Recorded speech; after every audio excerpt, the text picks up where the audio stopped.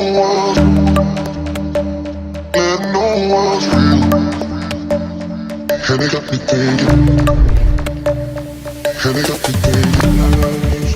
hey everyone, welcome along to the Energeia podcast. This is Dr. G, and today I'm going to be speaking with Dr. Catherine Salmon. Catherine is Professor of Psychology at the University of Redlands, where she also directs the Human Animal Studies program. Her research has been published in outlets such as Personality and Individual Differences, Evolutionary Psychological Science, Archives of Sexual Behaviour, and Evolutionary Behavioural Sciences, where she is also an associate editor. Catherine also co-authored the book Warrior Lovers, Erotic Fiction, Evolution, and Female Sexuality with Donald Symons, as well as The Secret Power of Middle Children with Katrin Schumann, in addition to being co-editor of the books Evolutionary Psychology, Public Policy, and Personal Decisions with Charles Crawford, and Family Psychology and Evolutionary Perspective with Todd Shackelford. I've been immensely looking forward to this discussion, and I'll leave you all to be the judge about what that says about me and my own proclivities, and perhaps Dr. Salmon's as well. But in all seriousness, Catherine, welcome along, and thanks so much for being with me here today. Oh, thanks for inviting me. This will be fun.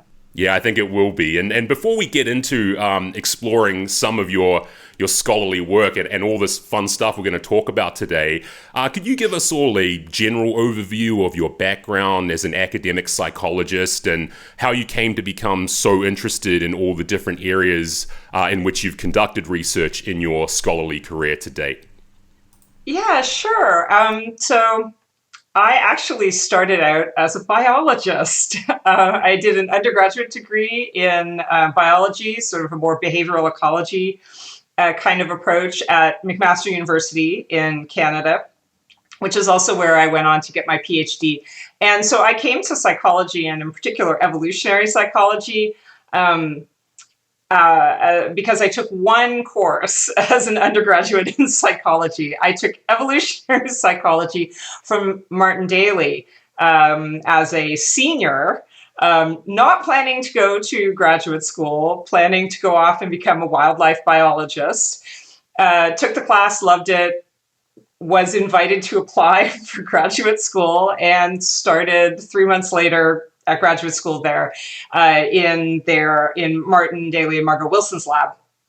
And my interests at that time, the research interests, weren't that different. I studied and had been interested in parental investment in animals and the kinds of things that influence parental investment in animals. And then I went on to study parental investment and sibling conflict in humans. So to that extent, it wasn't that different. Some of my other interests in the other research areas that I've published in, like the research on female sexuality and pornography, and my little side interest in pop culture and pro wrestling and things like that, actually came, I guess, in that sense, from my own interests, right? So I had grown up as a wrestling fan. That's where that came from.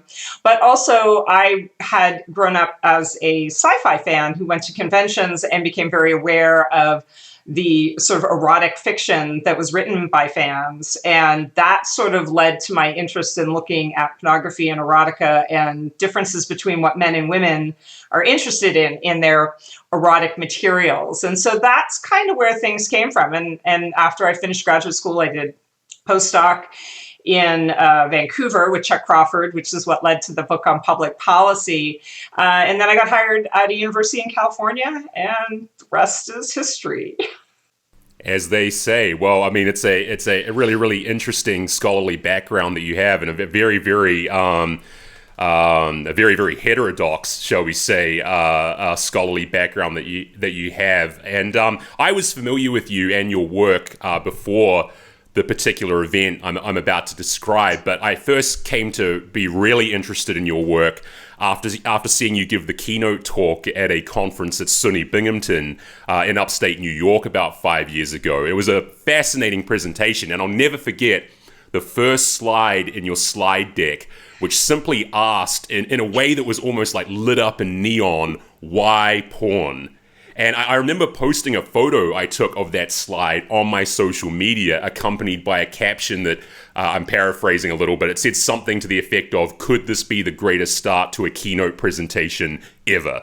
And now we're going to cover some wide and potentially titillating ground in our discussion today. But to start things off, I want to put that same exact simple question back to you in the context of your own research on pornography in your career. So, Catherine, why porn?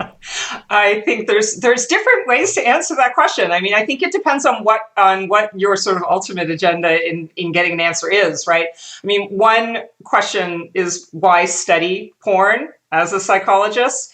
And I would say that I study porn for the same reason I'm interested in studying other kinds of popular culture, that it is an artifact. The same as looking at artifacts that archaeologists find. It's a modern day artifact that reveals basic essential features of male and female sexual psychology in the same way that watching TV or movies, fiction, wrestling, all these other things reveal essential aspects of human psychology, and ones related to the sort of problems that we faced over our history as a species, which some of those, I mean, obviously there's survival, finding food and shelter, but also finding mates and reproducing, and competition over mates and over other things. And so that's one of the whys, I think, that's a big motivator for me, because I've always been interested in the ways in which we can use popular culture.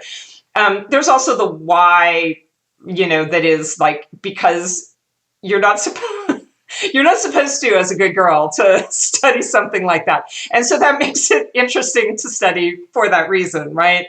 And I would say, actually, that there is, in many cases, an advantage, too, though, to being a woman and studying porn, because I'm much less likely to get somebody to come up and say, well, you're just getting somebody to pay for you to look at porn for your own personal interest. Most people just assume that, it is just an academic interest. And part of it is because some of it is good and some of it's bad, right? I mean, that's the other question that people always ask about, porn is like, is it a good thing or a bad thing?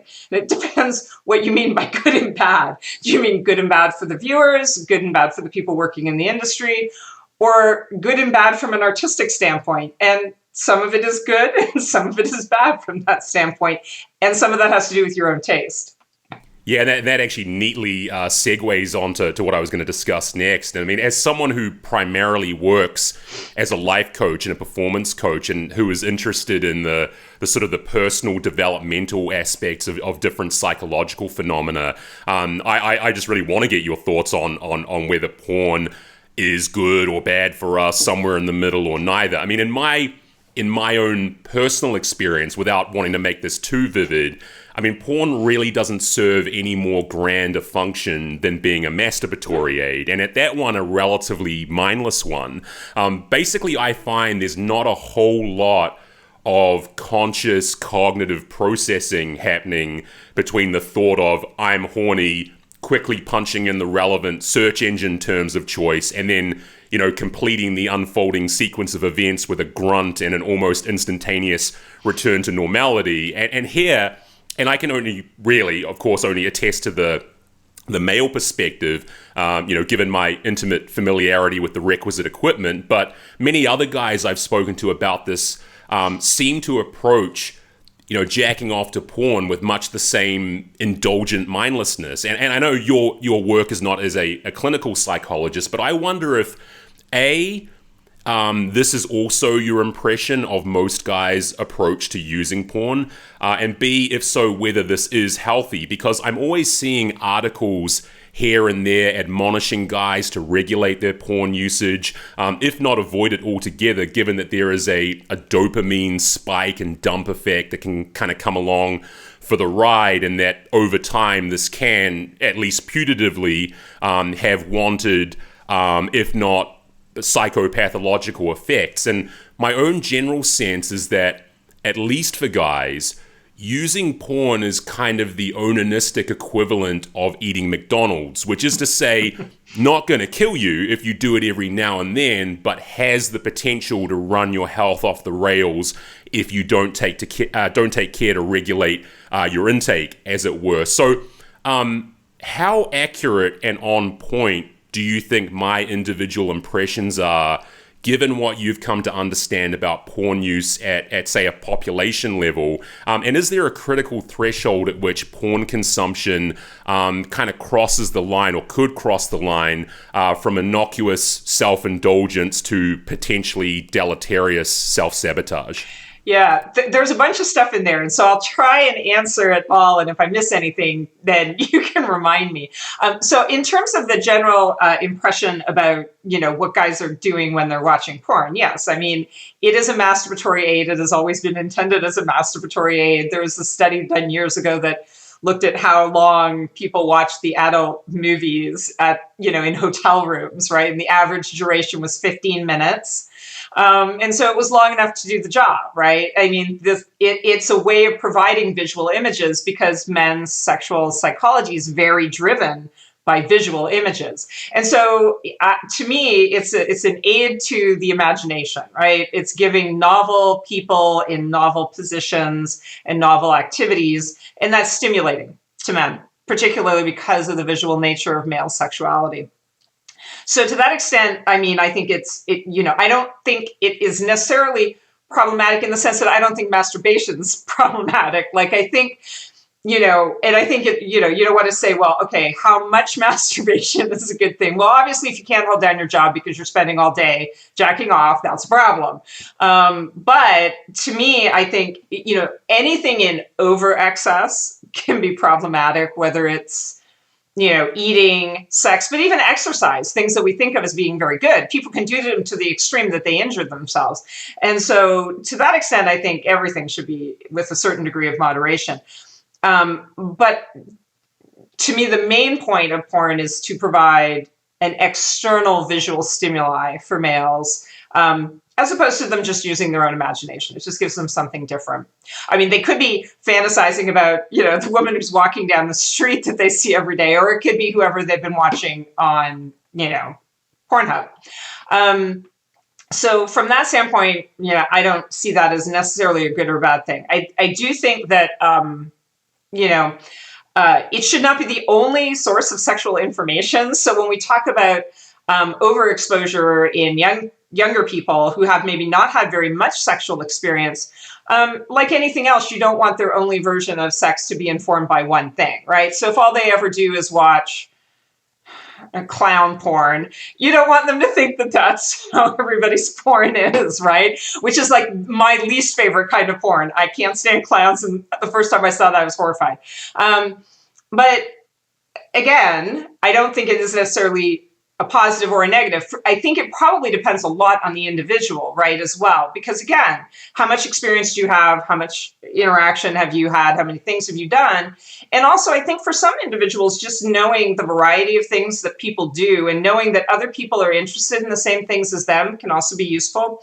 Because I think for some people, if their sexual tastes are less than vanilla, they may feel bad about that or guilty about that or feel like somebody else isn't going to share their interests. And so I think it can be useful in that standpoint. So I think there is a balancing act. But I think it would be hard to say what's the threshold, because I think it probably varies quite a bit between individuals, and it's going to depend on a lot of things. One of the things that can be problematic for some people is if they feel guilty about doing it, right? That creates a problem. And there's a lot of different factors that can contribute to why somebody would feel guilty about watching pornography and or masturbating. I just think the fact that you've just used the words clown porn in a sentence means mission accomplished for this particular podcast. I would almost be happy to stop it here on that basis, but we will keep going. And I'm somewhat hesitant, given his purported misdeeds, to invoke the name Louis C.K. here. But he had this line in one of his stand-up comedy routines where he said, "Women are tourists in sexual perversion, men are prisoners there." And I think most of us recognize that women can have out there sexual fantasies and can consume hardcore material just as much as guys. But with respect to porn usage or any other sexual stimuli consumption, could you outline what you found to be the main differences or similarities between men and women in both the purpose of consuming porn and the utility or perhaps the disutility of doing so? Yeah, I mean, I think that the sort of utility of consuming porn is somewhat understudied in women. There's a lot of research on men and why men consume porn and from various different perspectives. And, coming down to the focus that it is mostly about masturbation. And if you ask people what they do when they watch porn, like online, for example, it's like 70 to 80%, whatever, of men are saying that they masturbate while they watch porn. And only like 20 or 30% of women in a lot of studies are saying that they do that. So that also begs the question, are they engaging in some educational, technique sort of learning as well as sometimes, watching it for masturbatory purposes. Also, there's some interesting sort of suggestions. If you look at some of the data that's comes out of studies and the data that's released by Pornhub, but also some of the people like Ogas and Gadam, who did this study of people's internet searches, that when you look at sort of porn consumption on places like Pornhub, there are women there, but it's a much smaller percentage of the people that are going to the site. So you don't know how representative they are of women in general. So it does really beg the question, we should be spending more time actually trying to study them to understand whether it's that they are just like every other woman and there's certain reasons other women aren't doing this, or whether there's something different about them. Maybe they're higher testosterone women, maybe they have a higher sex drive, maybe there's something else going on, or maybe they are just educating themselves. I think that part is a little unclear. In terms of differences, in terms of the pornography consumption, the most of the data that we have comes from places like Pornhub, right?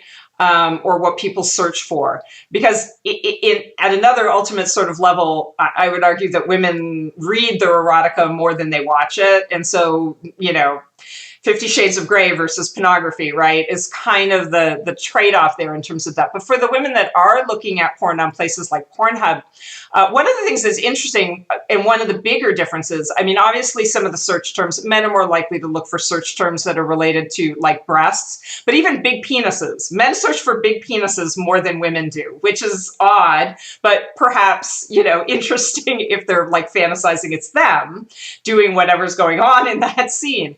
But what's kind of interesting is that certainly if you look at things like group sex stuff and swinger stuff, that seems to be more consumed by men than by women.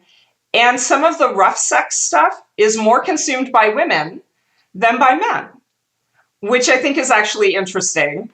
And I know there's often a perception that men are the ones who want to look at the really rough stuff, but it does look like women are also looking a lot at the rough stuff as well.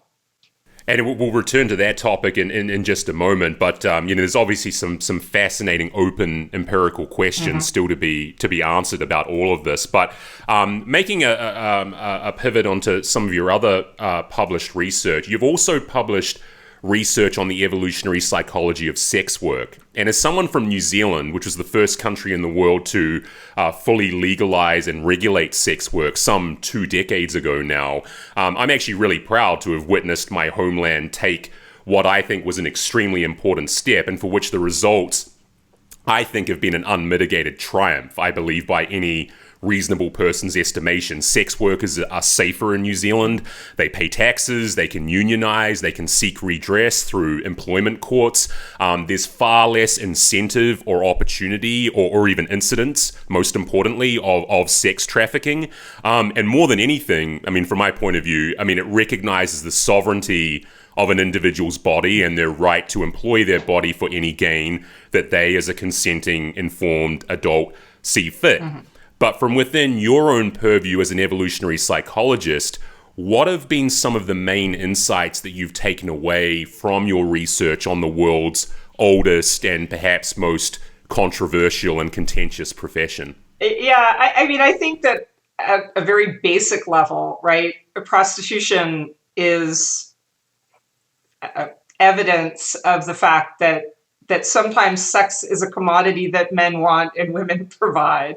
And that doesn't mean that women don't enjoy sex and don't like sex and don't want relationships and things like that. But sex just for the purpose of sex, without any other kind of connection is something that generally men desire in greater volume, perhaps, than women. And prostitution and the fact that it is generally women providing those services to men is evidence for that. So to me, prostitution is evidence in a sense that supports the claim that many evolutionary psychologists have made about this difference between the sexes.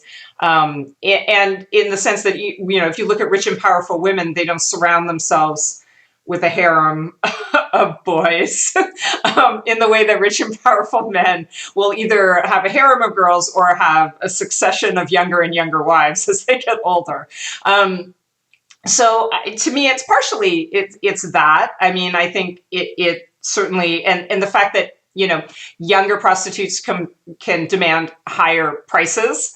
It is a business that generally benefits young women, right? It's a business to be in when you're young and not when you're old, unless it's like a niche market, right? And there's all sorts of specialty stuff for that. So I think in many ways, it reflects these sort of basic differences in terms of evolved mate preferences, right? The women who can command the highest prices are the ones that generally would also be the most in demand as wives. And so in that sense, I think it's interesting from a science sort of perspective. But I agree with you. I think that, it's about people having the choice to do what they want with their bodies, right? And whether you make your living performing sex or, engaging in other different activities for the benefits of others, that's a choice that adults should be able to make. And it's obviously, as you said, it's separate from the issues about people being trafficked, and legalizing it and regulating it reduces trafficking. Even though people like to make the comment often that it wouldn't, like somehow it would increase it, it doesn't seem to in places where it's been legalized.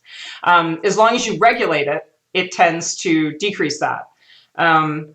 And so I think from that standpoint, it's highly beneficial. But yeah, to me, I mean, I think that when you look at the sort of evolved psychology of mate preferences and sexual strategies, prostitution stands out as, a real life example of male desire for novelty. Yeah, and it's interesting. I have a good friend of mine is a sex worker or an ex-sex worker, ex-prostitute, and she put it to me one time that for her, in her line of work, what men get out of an engagement with a prostitute is, from a psychological standpoint, what a woman might get out of a facial in the non-porn sense of the term, facial in the beauty treatment sense of the term. I mean, we want to be clear about that. And that really stuck with me. Like she told me that like many of her clients, there really was nothing deeper or more meaningful to it than just, like going to get a haircut or going to get a beauty treatment or something like that. And then that's kind of like really where it began and ended. But, it's fascinating to try and understand some of those, what prostitution can tell us about evolved mate preferences and sexual differences in that respect. But you mentioned earlier, just to move on to another topic, you mentioned earlier that the work you'd conducted on rough sex, and yourself and Becky Birch have published research on the nature of rough sex and its relationship or non-relationship to actual belligerent violence or abuse. Could you describe some of the conclusions that yourself and Dr. Birch arrived at in conducting this research? Sure, and it's interesting because there's been a little increase in the last few years of people studying this topic, and it was one that didn't get a lot of attention, partially because I think there's been so much focus looking at aggression in sexual behavior and violence specifically, but like violence that's non-consensual violence, right? And it's been a huge problem in research that often consensual violence and non-consensual violence are lumped in together, right? So if you see somebody doing a study on violence in porn, like in a lot of studies, they're including consensual BDSM, and it's like, that's not the same thing, and so I think there's a real demand for, more accurate descriptions of or focusing on what you're trying to describe, right? What you're trying to capture when you ask people about those kinds of questions. And so in that study, the participants were college students, so they were relatively young, but they were over 700 of them. And, they were asked about their sexual behavior, and they were asked about how they classified the behavior as well. And they were asked to list behaviors that they would consider to be rough sex. They were asked about the kinds of things that initiate or trigger those kinds of situations. And they were actually asked about actual violence as well, whether there was violence in the relationship. And in general, it was not correlated with that engaging in rough sex as part of your regular sex play was not associated with things like intimate partner violence. But it did seem to be part of, I guess, in a sense, what we would have considered a repertoire of activities that people engage in, right? That everybody sometimes gets tired of just having sex in the missionary position or just doing it doggy style and not doing a lot of other things. And so it was for many of them, it was part of role play.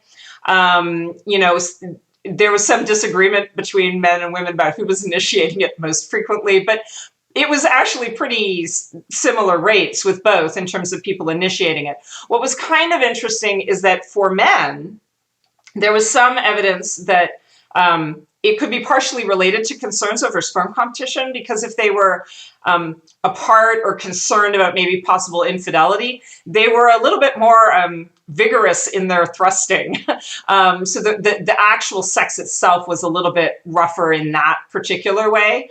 And there was some evidence to suggest that this was, in response to that kind of concern. And Becky Birch and some other collaborators of hers have done some work on sperm displacement and thrusting and things like that suggest that it can play a role in that. And so there may be some things like that are influencing it. But for a lot of people, it's just like, it's something fun to try.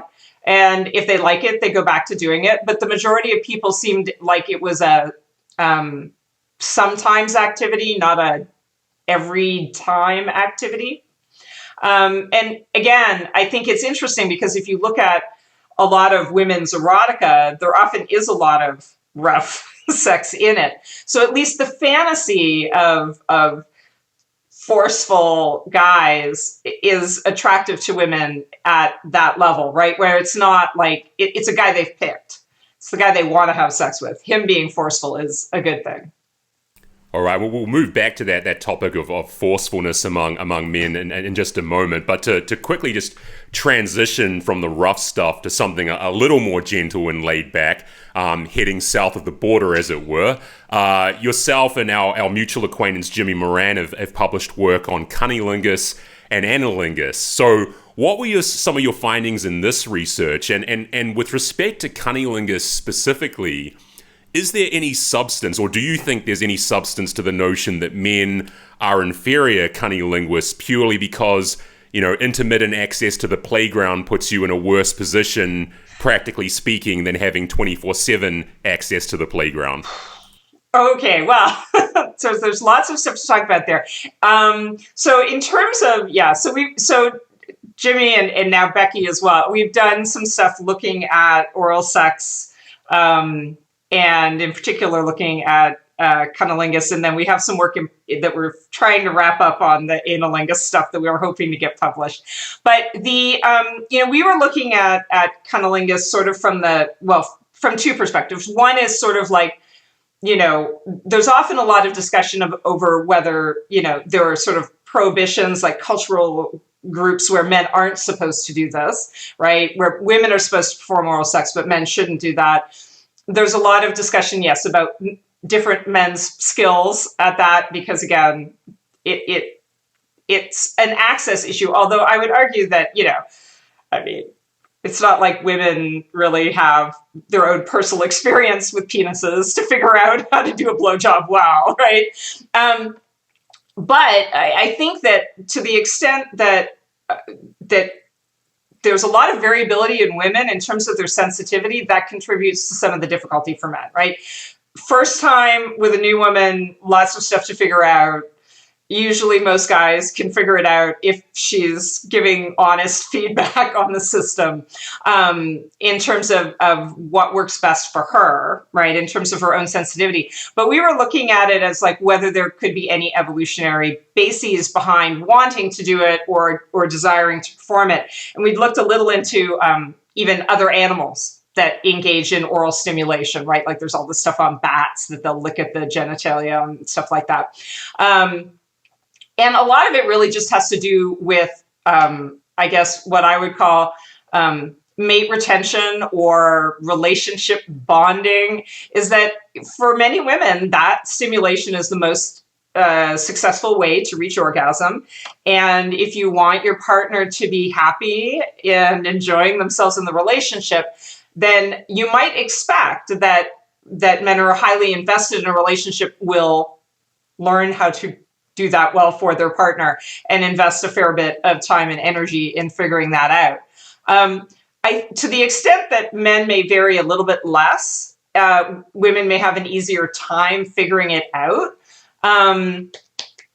So that may account for some of that difference. But for us, a big thing, and I don't know if you know the story that Jimmy came to me and asked me if I'd be interested in this because he didn't know anybody else that would be willing to do something like this.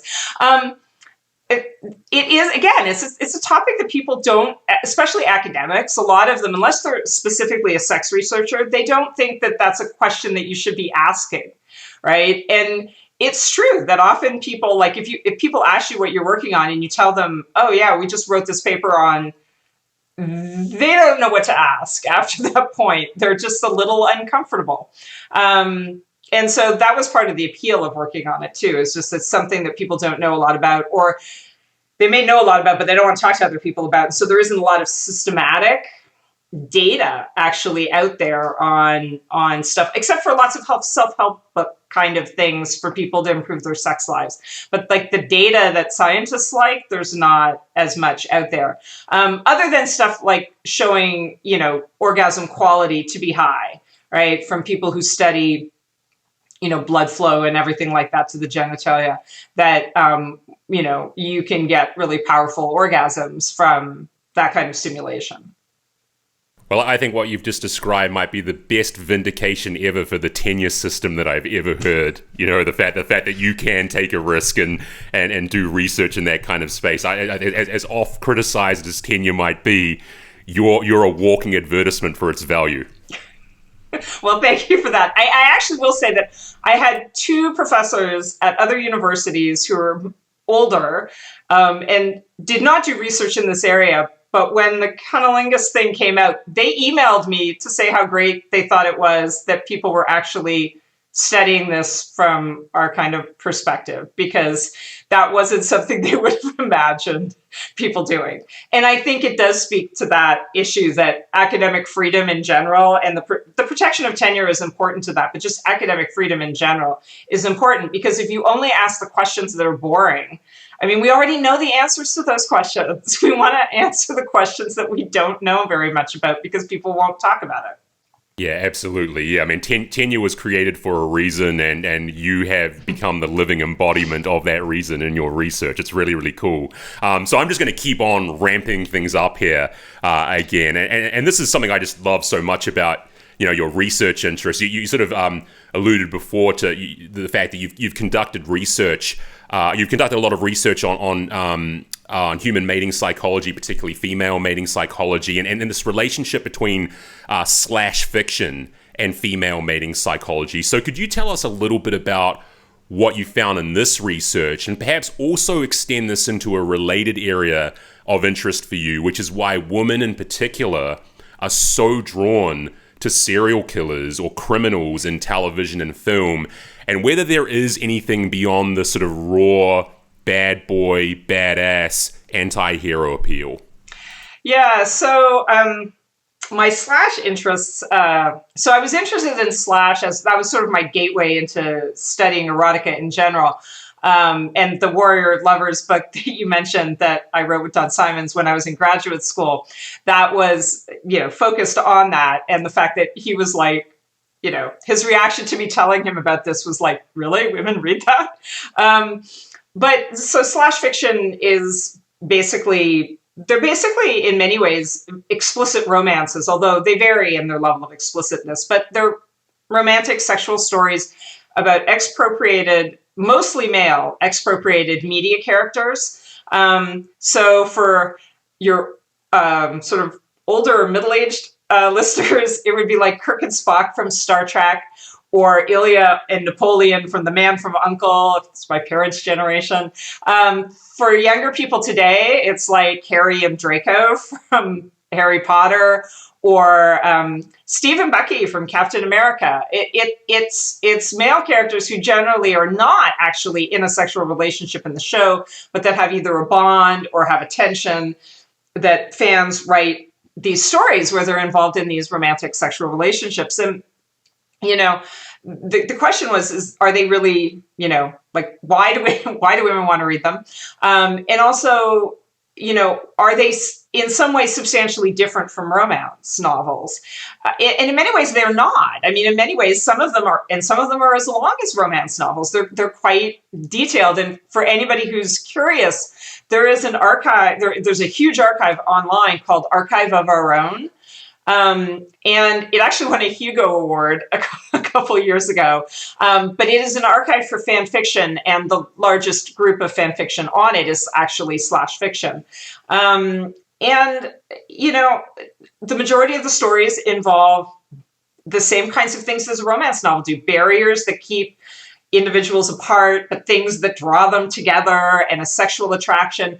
But what tends to be really important to slash, that is also really important to romance in general, is that it's that they have an incredible bond or attachment to each other that is behind the sexual part. And I have articulated it in the past as it's like romance on steroids. It's like when you imagine the romance, like the guy will die without her.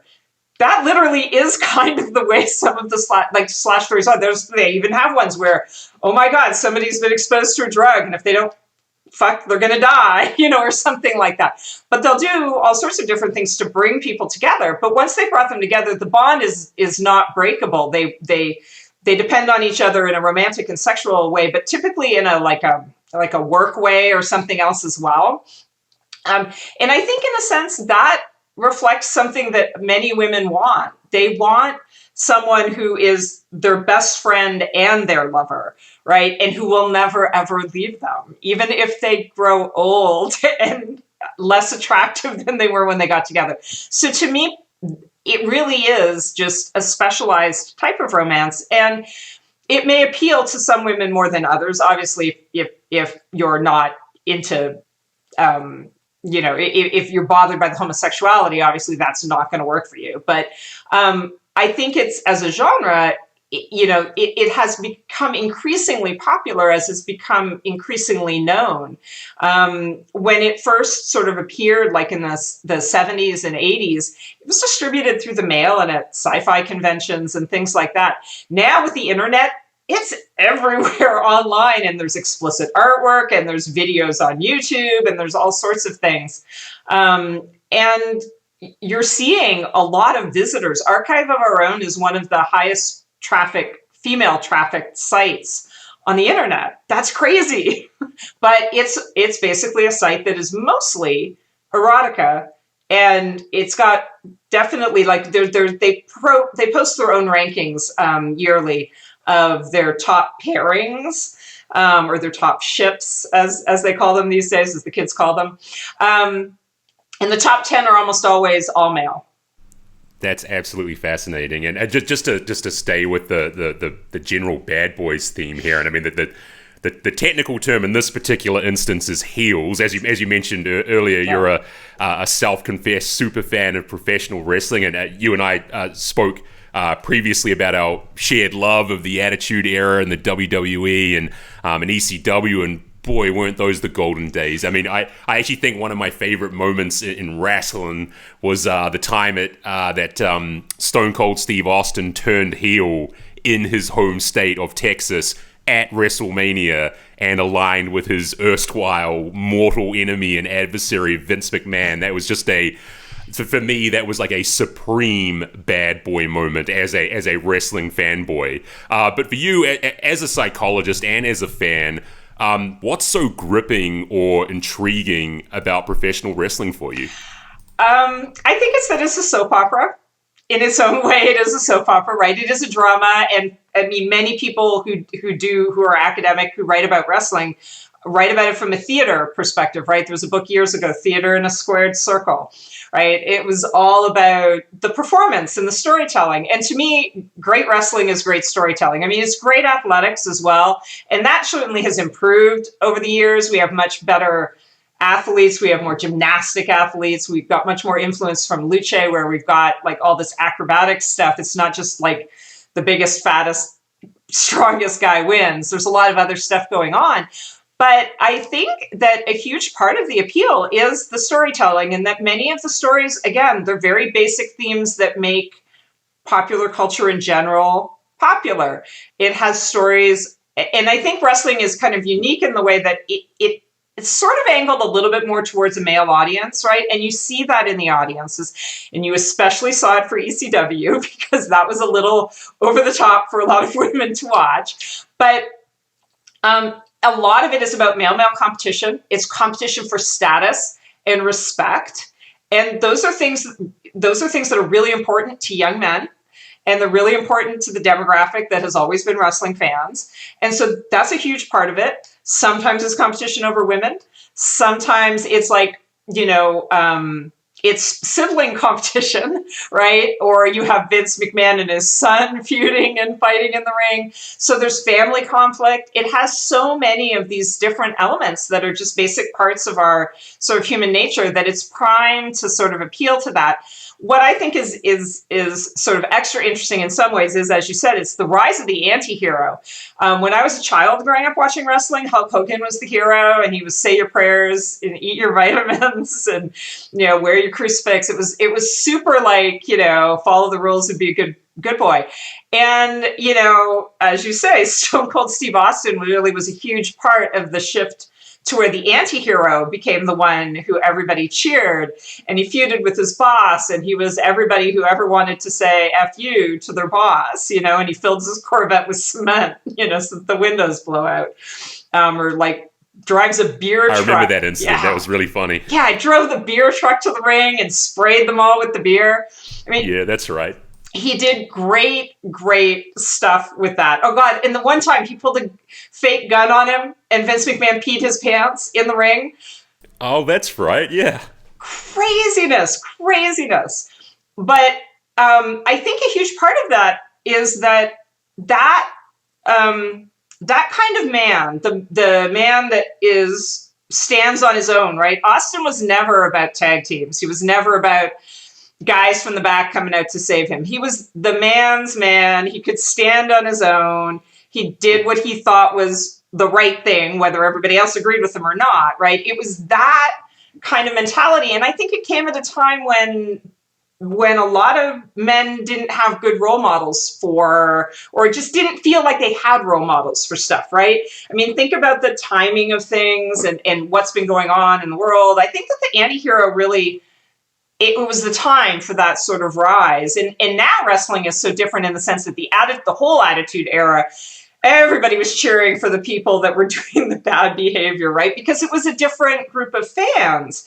And so that you had like D-Generation X and it's July the 4th and, Triple H is wearing a Suck the Cook, like, apron in the ring and stuff. And they're sitting there eating bananas and stuff, and nobody, said a word.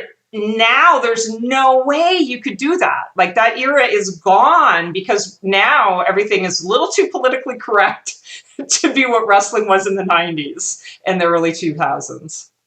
Yeah, and it's so interesting what you said about Austin being the anti-hero and never needing this sort of tag team dynamic, because when he did turn heel, I think it was at WrestleMania 17 against The Rock when he sided with Vince McMahon, he then for a very short period of time, you probably recall, tagged up with Triple H, who to me, Triple H was always my favorite because to me, he was just heel. I mean, he had some face runs for a while, but he was just heel, and especially when he became when he was out on his own after DX kind of folded. To me, he was just the embodiment of badass. And so when Stone Cold sided with him and they had this short-lived tag team called the Two-Man Power Trip, I just thought that was so awesome. I actually thought it was kind of awesome how Stone Cold, after being the guy for so long who was giving the middle finger to the man, joined the man to give the middle finger to the audience. It was legitimate. Like you said, I mean, dramatic storytelling. That for me, I think I was maybe 20 or 21 when that happened or something like that. And even at that relatively advanced age, it was like a little kid level mindfuck. It was, honestly like, no, Stone Cold, no way. But that's so cool. Like what drama, what amazing drama. Yeah, well, it's another example that I think is a great one of that way where you take a character that everybody's invested in them being a certain way and you flip it, and it can be incredibly powerful. Hulk Hogan's heel turn in WCW. Guy had been the say your prayers, eat your vitamins, and all of a sudden he comes to the ring, you think he's going to save his friends, and he gives them the leg drop and joins with the NWO, right? And fans that was amazing. Flipped out. They flipped out. They're throwing full gulp cans of soda and all this stuff into the ring. And every time he and that group in WCW would go to the ring, fans would throw crap like that at them. And it was just an example of how over they were as heels.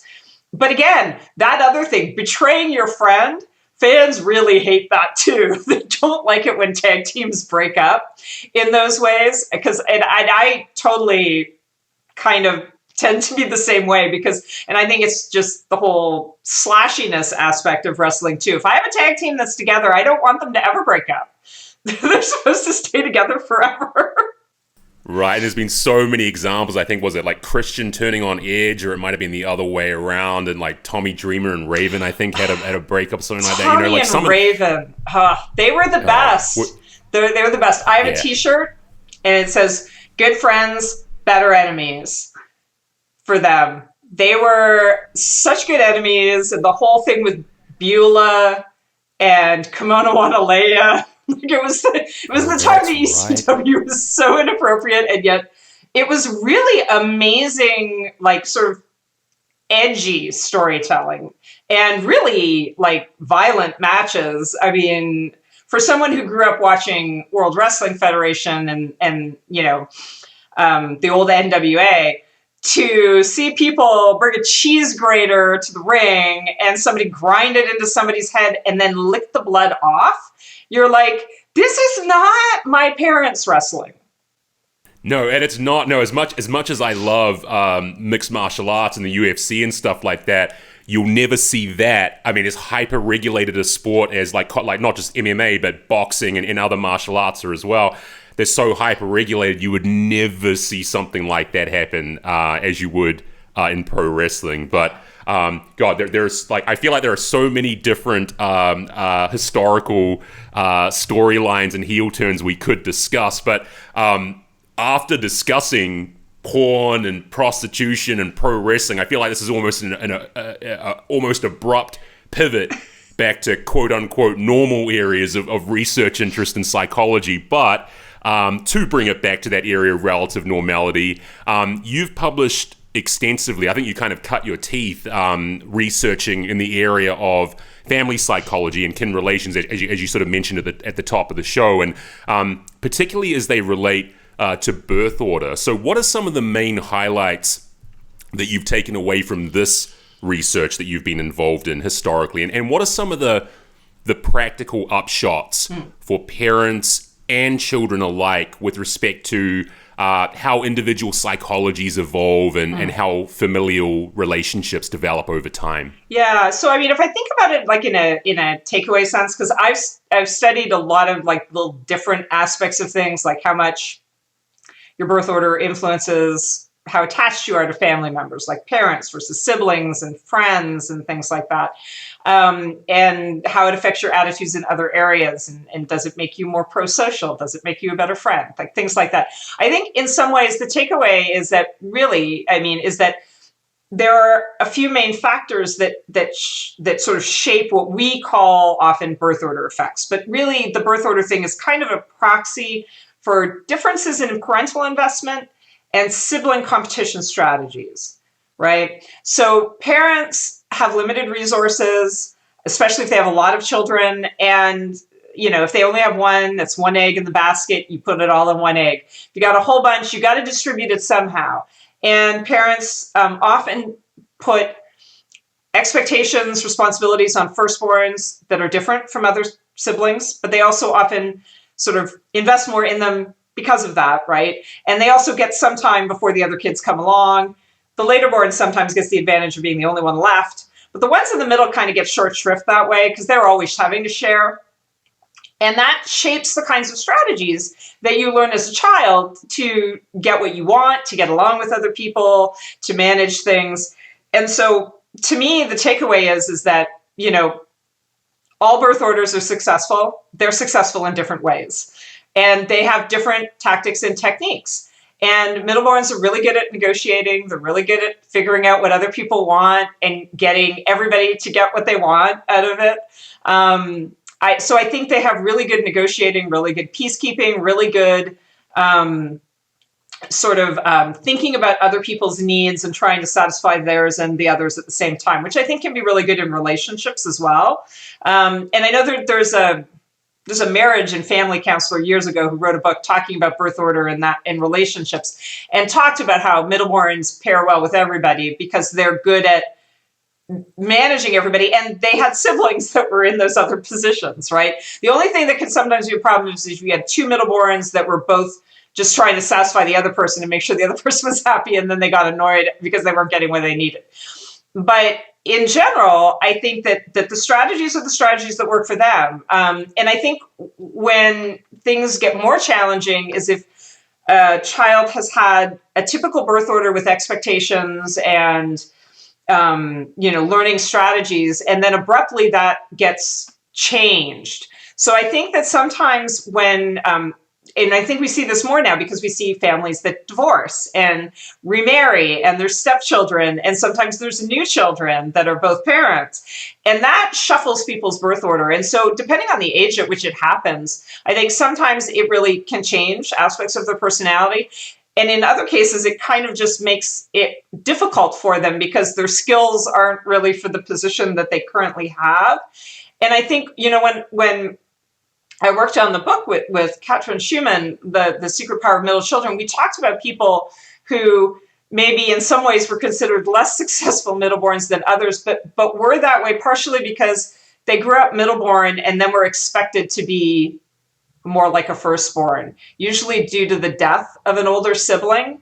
And Nixon was one of the examples that we used of this, where the older sibling died, and then he was the one that everything was put on and he needed to achieve, and he went on to be president. But he had a lot of issues that really came from all of a sudden getting a lot of stuff dumped on him that he did not expect and had not been prepared for, I think. And so to me, for parents, don't think, oh, well, I got to pay more attention to my middle child because otherwise they're going to be messed up. No, the middleborn will, and all children sort of manage different strategies based on what your expectations are and what you allow them to do, right?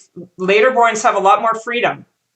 Yeah, it's super interesting. I mean, there's so many people make the kind of, the basic observation that family dynamics are complex, but, you have to scratch a little bit below the surface and, you find these, let's call them Nixonian dynamics that start to emerge in the picture. It gets a lot more complex than people actually think, right? It really is. And it's not even just, so birth order can matter, but sex matters because parents sometimes have different expectations for their sons and daughters, not just in our culture, but in lots of cultures, right? And you also have differences depending on the birth interval, right? If you're born 2 years apart from your sibling and you're born 7 years apart, that's growing up in a completely different environment, right? My brother's 7 years older than me. We were not competitors as children. He was a lot older. He was running around and talking long before I was even born. And he was not the same sex. And so there were never the same expectations. And we are very different. We get along amazingly well. And in some ways we're similar. But personality-wise, no, we're not at all. And there's nothing wrong with that. You don't want your kids to be clones of each other either. Now, I'm the eldest of three, and my younger brother's only 18 months younger than me. So without imagining the horrible realities of it, my parents really did have a fast turnaround on that one. And so I think we did have those kind of competitive, and same sex as well. We did have those kind of competitive dynamics in play, and it did result in us being, our own people, our own man, of course, but having very, a lot of similarities. And I suspect some of that might have, come about through some of the reasons you just mentioned. But finally, just to wrap things up here and to take things back out of, perhaps more orthodox areas of psychological interest. You told me that you taught a first-year undergraduate class whose central theme was, as you put it, everything you need to know about psychology you can learn from South Park. And as someone who has long loved and learned from this show, and has genuinely taken influence and inspiration from the show in many ways, and who has in particular thought that Eric Cartman is like the most archetypically perfect antidote to all the goody-goody Boy Scout ostentatious positivity in the world. Could you give me a breakdown of some of the other lessons we can all learn about psychology from this, what I consider to be this amazingly prescient and insightful show? Sure. So yeah, I did indeed actually title the class "Everything You Need to Know About Psychology You Can Learn from South Park." And the class itself was just, it was focused on watching an episode and then having the students actually read a research article that related to the episode's topic. But it's an amazing show in that it deals with all of the things that are big issues in the world today. And it's very topical, right? So like whatever year you would teach a class like that, there's always going to be something that is going to be super relevant. And, they discuss issues around racism and prejudice. And they do it in such a way that highlights some of the hypocrisies and some of the differences in terms of how people sort of address those questions, right? And of course, Cartman was at the center of it because, the African-American child in the town called him fat. And so he threw a rock at him and he was charged with a hate crime.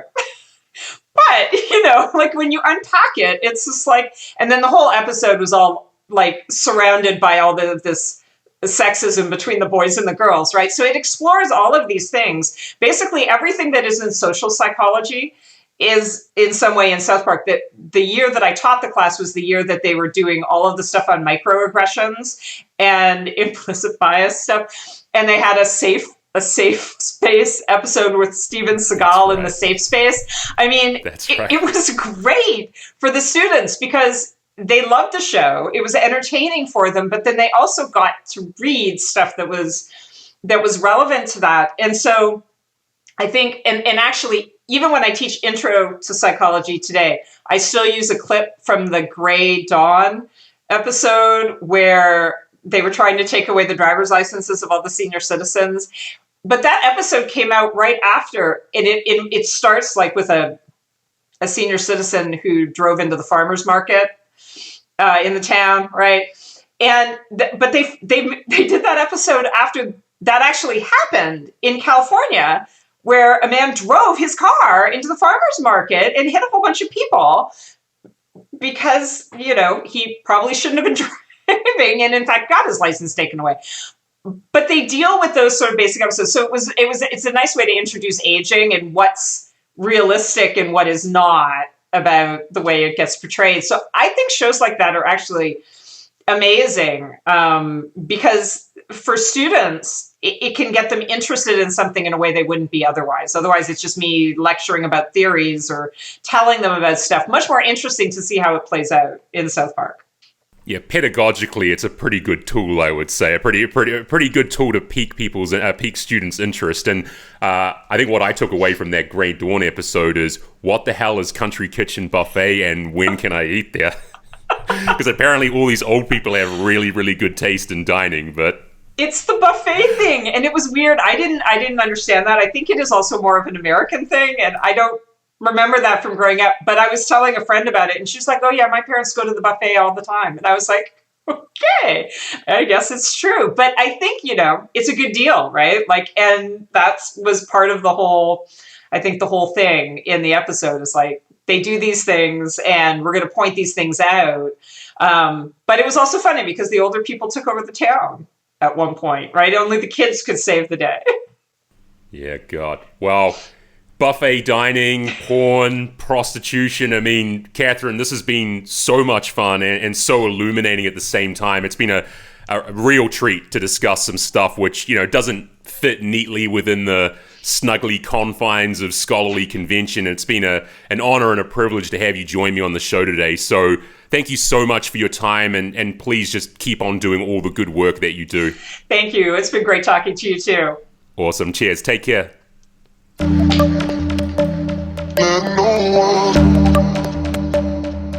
no one's real.